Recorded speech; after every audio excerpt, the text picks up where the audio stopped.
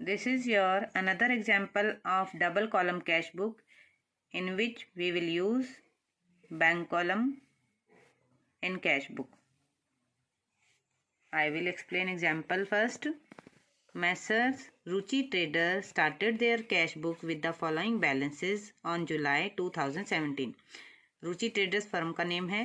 Cash book start करती है जुलाई 2017 को और ये उसके बैलेंसेस दिए हुए हैं.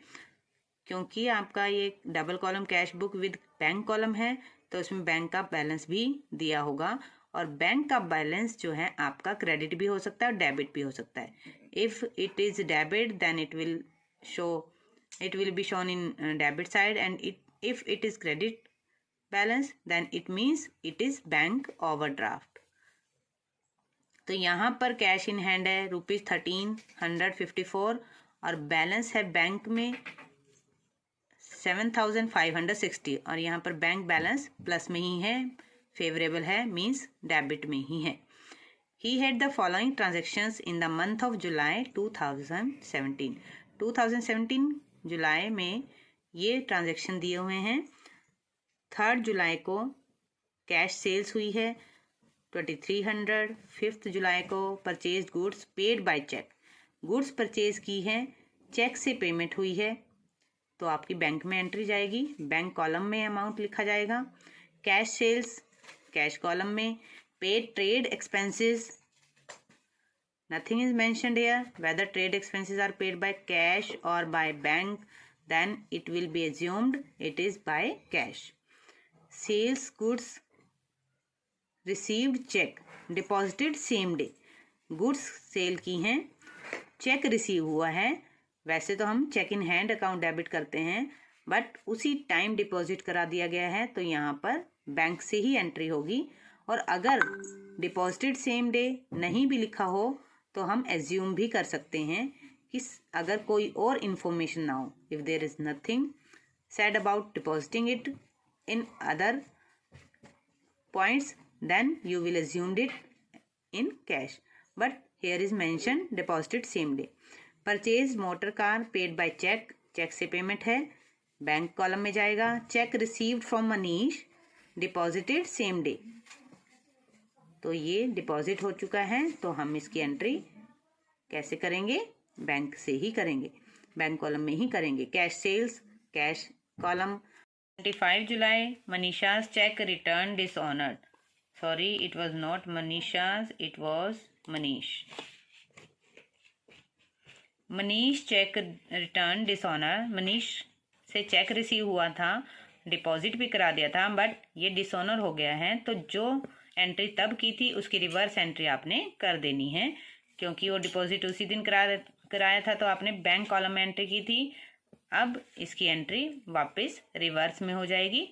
बैंक में डेबिट किया था मीन्स रिसीट साइड में डाला था, अब इसको पेमेंट साइड में डाल देना है इस एंट्री को ख़त्म करने के लिए, फॉर्मर एंट्री को. ओके. 28 जुलाई पेड रेंट पे किया है. It will be assumed in cash because it's not mentioned by cheque और by in cash. Paid telephone expenses by cheque. It is mentioned that this expense is made by check then it will be entered in bank column payment side. Cash withdrawn for personal use. Cash withdraw किया है personal use के लिए, drawings हुई हैं, cash column payment side से 2000 निकल जाएगा. Okay. Now prepare bank column cash book. Bank column cash book means it is double column cash book with bank column. Now I will start it's solution. Here is the solution. You will write first firm's name Messrs. Ruchi Traders, double column cash book, debit side, credit side. Debit side we will write date, particulars, ledger folio, cash bank, cash column, bank column. Okay. And credit side date, particulars, ledger folio, cash column, bank column. Double column cash book है.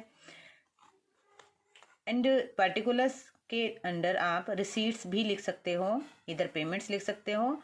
It is very simple. Receipts है, receipts में आप to लिखकर सारी entries करते हो और payment side में बाय लिखकर करते हो.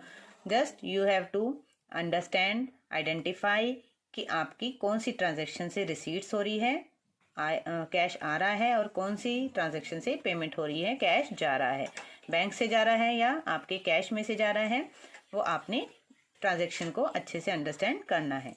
Then we will start now entries December 1, 2014 to balance BD। आपने बैलेंस उठाना है, ब्रॉट डाउन। कैश का बैलेंस गिवन था 1355 एंड बैंक का बैलेंस गिवन था 7560। क्लियर। 3 दिसंबर सेल्स की है, कैश की है, then we will write in cash column. 5 दिसंबर को ट्रांजैक्शन परचेजेस की थी और पेमेंट जो है चेक से की, इसलिए हमने बैंक कॉलम में 6000 लिखने हैं। जर्नल में भी आप क्या एंट्री करते, purchases account debit to bank account. Clear. Next 8 दिसंबर को एंट्री हुई थी, ट्रांजैक्शन हुई थी, सेल्स की थी 10,000 और कैश हुई थी, cash column. It is simple. After 8 दिसंबर 12 दिसंबर में ट्रांजैक्शन हुई है, ट्रेड एक्सपेंसेस पे किए हैं और कैश पेमेंट हुई है, we will write in cash column and it is payment of expenses, then we will write in payment side. Okay. 15 दिसंबर सेल्स की है और पेमेंट आई है चेक से, तो जर्नल में भी आप एंट्री क्या करते हो, bank account debit to sales account, तो हम किस में लिखेंगे, बैंक कॉलम में, रिसीट साइड में। ठीक है। 15 दिसंबर के बाद 18 दिसंबर को ट्रांजैक्शन हुई थी, मोटर कार परचेज की थी, तो it is an asset, then we will not write purchases, we will write asset name by motor car, bank column, क्योंकि हमने पेमेंट किससे की है, चेक से की है। ठीक है। 18 दिसंबर के बाद चेक रिसीव हुआ मनीष से और सेम डे डिपॉजिट भी हो गया था, तो हम इसकी एंट्री किस में करेंगे, बैंक कॉलम में करेंगे। ठीक है। रिसीट साइड में bank account debit to Manish. उसके बाद 20 दिसंबर के बाद 22 दिसंबर को सेल्स की है, कैश सेल्स की है, तो we will write in cash column. It is simple. After that 25 दिसंबर को जो मनीष वाला चेक था वो डिसऑनर हो गया है, जो बैंक में डिपॉजिट कराया था, तो हम उसकी रिवर्स एंट्री करनी है। I have explained earlier. To Manish किया था तो हमने बाय मनीष कर देना है। बैंक कॉलम में रिसीट की एंट्री की थी, हमने पेमेंट साइड में एंट्री करके उसको ख़त्म करना है। ठीक है। उसके बाद 28 दिसंबर को रेंट की पेमेंट की थी और nothing is was mention there, तो हम क्या अज्यूम करेंगे कि ये कैश से एंट्री की है, कैश से पेमेंट हुई है। 29 दिसंबर को telephone expenses by cheque payment हुई थी, तो we will write in bank column. After that drawings किया था 31 दिसंबर को, कैश निकालना था पर्सनल पर्पस के लिए, तो हमने पेमेंट साइड में से मींस कैश विड्रॉ किया था बाय ड्राइंग्स 2000। उसके बाद हमने डेबिट साइड रिसीट साइड का टोटल किया, दोनों का, बैंक कॉलम भी और कैश कॉलम भी, और उसके बाद यहाँ का टोटल किया। जहाँ पर भी बैलेंसिंग फिगर बनती है हमने वहीं पर लिखा। यहाँ पर कैश और बैंक दोनों की ही बैलेंसिंग फिगर डेबिट की बनती है। Debit side is more than credit side of both the columns, cash as well as bank column, by balance CD।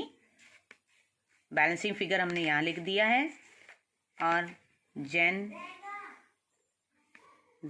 1 को 2014 को हमने बैलेंस जो है ब्रोट डाउन कर देना है।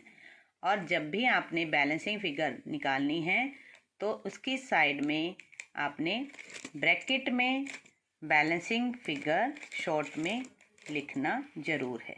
ठीक है। After this double column cash book I will explain you triple column cash book by example, but before that I have to explain you about contra entries which is very important part of this cash book। अभी तक नहीं आई है आपकी cash book में contra entries। in next lecture I will explain it first, then I will start triple column cash book। okay, bye।